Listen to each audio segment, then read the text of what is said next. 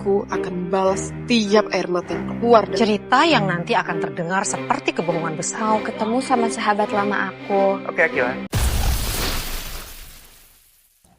Sungguh sebuah ironi demi mencegah kekacauan keluarga Chandrawinata yang dikhawatirkan mengguncang kondisi mental Akila seperti tadi siang. Harry memilih siap bernegosiasi kembali dengan Dominic, seolah pengorbanan adalah satu-satunya harga yang harus Harry bayar untuk menjaga Akila tetap utuh.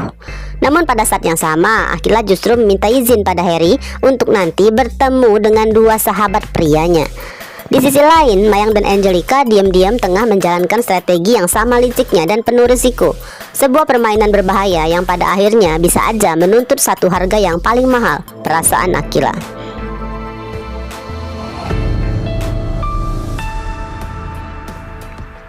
Setelah gelombang protes dan tuntutan yang cukup panjang dari warga Namasti, akhirnya hadir juga momen yang seolah menjawab seluruh penantian itu.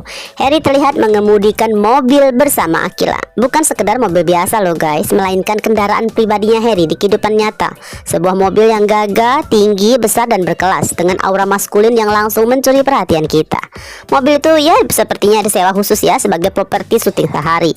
Dan kemunculannya sukses menjadi kejutan manis yang membuat banyak orang berharap ke depannya Harry akan lebih sering bepergian bersama Akila dengan kendaraan tersebut. Bagi Akila, kejutan itu jelas dong ya, terasa begitu menyenangkan. Akila benar-benar nggak menyangka guys bahwa selama ini rupanya Harry mahir juga membawa mobil. Sebab sejak awal kan Harry selalu identik dengan motornya.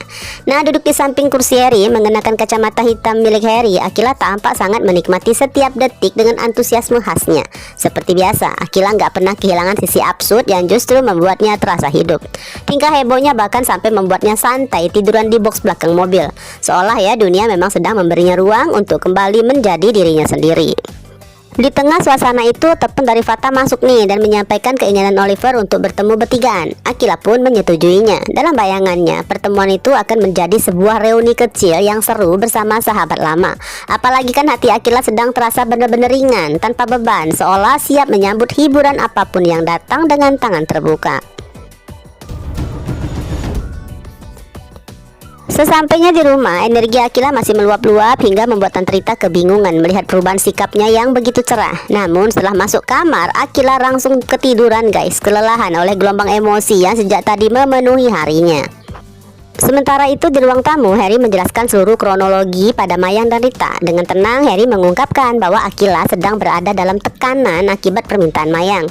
Bukan hanya itu, Harry pun menjelaskan betapa berbahayanya sosok berpengaruh yang ingin dikenalin Mayang. Di sini Harry nggak menyebutkan ya namanya bahwa itu keluarga Kasarius. Yang jelas ada resiko besar yang dapat menimpa Harry jika orang tersebut menyadari bahwa keberadaannya sedang sangat dibutuhkan. Sebelum pamitan, Harry menyatakan kesediaannya akan tetap membantu. Namun Harry pun menegaskan bahwa sebaiknya Michael dan Mayang mencari jalan keluar lain juga, karena Harry nggak mau dong seluruh harapan hanya bertumpu padanya. Gak lama Akila terbangun dengan perasaan yang benar-benar ringan. Selain segala keseruan hari ini, terpenting adalah penjelasan dari Harry sebelumnya mengenai kemampuan finansialnya, membuat Akila merasa gak harus lagi memikul beban persoalan keluarga seorang diri. Akila merasa yakin guys, bahkan jika situasi terburuk sekalipun benar-benar terjadi, misalnya terjadi kebangkrutan gitu ya, kan tetap ada Harry yang siap berdiri di sisinya. Nah, keyakinan itu membuat Akila merasa bebas menjalani apapun tanpa perlu terus-menerus dihantui kecemasan.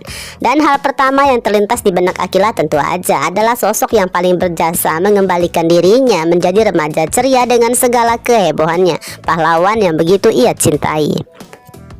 Di ujung telepon, Harry ikut bahagia mendengar nada suara Akila yang telah kembali cerah. Namun Akila nggak tahu guys, pada saat tersebut sebenarnya Harry sedang bertemu dengan dokter spesialis yang menangani kondisi mental Akila.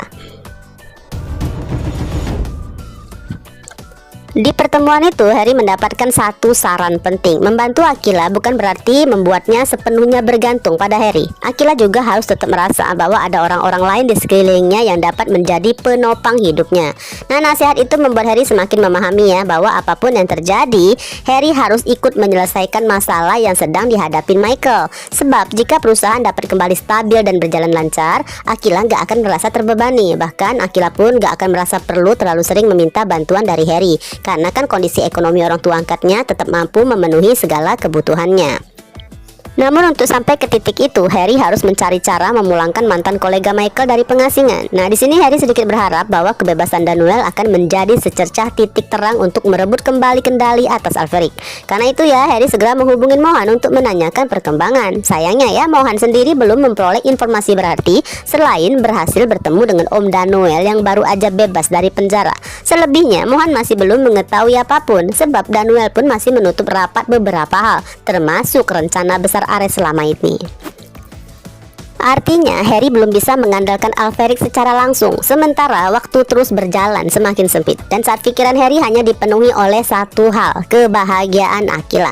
Harry tahu bahwa satu-satunya jalan adalah bergerak lebih jauh. Dan malam itu juga, dengan keberanian yang nyaris terasa nekat, Harry menelpon Dominic, meminta pertemuan ulang untuk bernegosiasi. Di ujung telepon, senyum licik Dominic perlahan mengembang. Dominic tahu selama Harry yang datang sendiri mencarinya karena membutuhkan sesuatu, maka Harry harus siap melakukan apapun, bahkan jika harus melanggar hati nuraninya sendiri. Dominic memang selalu ya menghargai kemampuan Harry di dunia hacker. Bagi Dominic, hanya Harry satu-satunya yang bekerja dengan begitu halus, bersih, dan nyaris gak meninggalkan jejak. Harry pun bersiap berangkat menuju rumah Alferic, menempuh perjalanan panjang yang bisa mencapai hampir 2 jaman. Tepat di saat yang sama, Aquila menelponnya untuk memberikan kabar sekaligus meminta izin, karena Aquila kan udah janji akan bertemu Fata dan seorang sahabat lama mereka. Tentu aja Harry mengizinkannya. Bahkan seperti tadi kita bahas, hanya dengan mendengar suara Aquila aja, senyum di wajah Harry terus terkembang. Harry memilih menyingkirkan rasa cemburu yang mungkin sempat muncul. Bagi Harry yang terpenting hanyalah kebahagiaan Aquila, guys. Dan Harry sangat mempercayai kesetiaannya. Jadi nggak masalah kalau Aquila bertemu dengan 2 sahabat prianya tanpa ada Harry di sampingnya. Maka di malam itu, sementara Harry bersiap berkorban menemui Dominic demi negosiasi yang menyangkut kepentingan Michael, di saat yang sama Aquila sedang akan segera tertawa lepas bernostalgia dengan 2 sahabat prianya. Di sini harapan kita ya guys ya, semoga di pertemuan nanti Aquila dan Fata akhirnya memberitahukan pada Oliver bahwa mereka sudah bukan lagi sepasang kekasih. Bahkan seharusnya Aquila udah mulai menceritakan tentang Harry, sang tunangan yang penyelamat, yang telah menjadi sosok begitu berjasa dalam mengembalikan cahaya di hidupnya.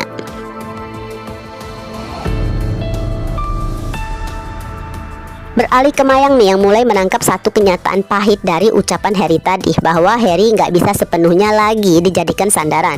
Kesadaran itu membuat Mayang bergegas menghubungi Amanda, meminta pertemuan karena merasa membutuhkan bantuannya secepat mungkin. Namun jelas waktu yang dipilih adalah waktu yang paling nggak tepat guys. Amanda langsung menolak dengan tegas, menandakan bahwa keadaannya sendiri sedang jauh dari baik-baik aja. Bahkan karena sudah terlalu kesal menghadapi desakan Mayang yang terus memaksa ingin bertemu, Amanda sampai membocorkan sedikit persoalan rumit mengenai proses pemisahan aset yang sedang menjerat hidupnya. Penolakan itu membuat Mayang seperti kehilangan langkah guys. Untuk sesaat Mayang benar-benar kebingungan, seolah seluruh jalan keluar di hadapannya mendadak tertutup rapat. Dalam kebuntuan itu, satu-satunya hiburan yang tersisa di benaknya hanyalah Pak Tono yang saat itu sedang menjalankan pertemuan dengan Angelica. Di tempat lain ya, malam itu Tono kembali menikmati panen uang dalam gepokan tebal dari Angelica. Sesuai arahan dari Mayang, Tono mulai merangkai cerita-cerita penuh dramatisasi tentang berbagai kekejaman yang konon pernah dilakukan Mayang pada Aquila.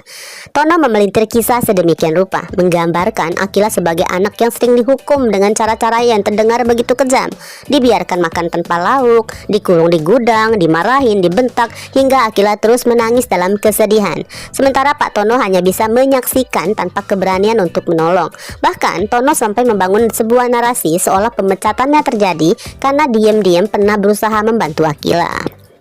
Nggak tahu deh seberapa besar dusta yang Pak Tono tambahkan. Yang jelas setiap kalimatnya sukses membakar emosi Angelica. Darah Angelica seakan mendidih mendengar semua kisah tersebut. Kemarahannya tumbuh menjadi tekad yang nyaris liar guys. Angelica ingin membalas semuanya, ingin membuat Mayang merasakan luka yang sama dalamnya, bahkan jika perlu membuat Mayang menangis darah. Dalam keyakinannya, Angelica bertekad ya membuka mata Aquila agar Aquila sadar bahwa selama ini hanyalah sekedar dimanfaatkan oleh keluarga angkatnya. Nah, di saat yang sama juga Angelica semakin percaya pada Tono, mengira Pak Tono ini benar-benar menyimpan kebencian yang dalam pada Mayang. Padahal tanpa disadari, justru pada saat itulah Angelica sedang berjalan masuk ke dalam perangkap yang disusun dengan sangat rapinya.